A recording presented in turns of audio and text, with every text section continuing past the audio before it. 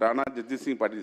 लक्षवेधी क्रमांक 4 वितरित केल्याप्रमाणे अध्यक्ष महोदय, अतिशय महत्त्वाचा आणि तेवढाच संवेदनशील विषय आहे।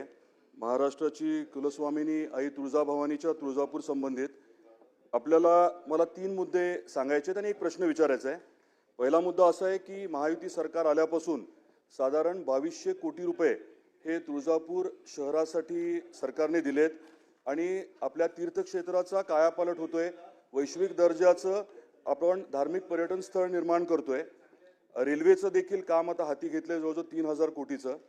आणि अशा परिस्थितीमध्ये काही विरोधक एकत्रित येऊन षड्यंत्र रचून तुळजापूरची बदनामी करतायत। तुळजापूरमध्ये ड्रग्सच्या बाबतीमध्ये काही तक्रारी माझ्याकडे दिल्या होत्या, हा दुसरा मुद्दा। त्या अनुषंगाने माहिती घेऊन मी संबंधित जे एसपी आहेत त्यांना माहिती दिली होती आणि काही कारवाई झाली। आता परवा महंत जे मुख्य महंत आहेत ते सर्व मुख्यमंत्री महोदयांना भेटले होते आणि तुळजापूरची नाहक जी बदनामी केली जाते वारंवार षड्यंत्र रचून, त्याची उच्चस्तरीय चौकशी व्हावी अशी विनंती केली होती। त्याच्यामध्ये जास्त म्हणावं तसं अजून काही कारवाई झालेली नाहीये। तर माझी विनंती आहे की उच्चस्तरीय समिती गठीत करावी आणि कार्यकाळ त्यांना ठरवून देऊन चौकशी व्हावी, ही माझी विनंती, हा माझा प्रश्न आहे। मंत्री महोदय।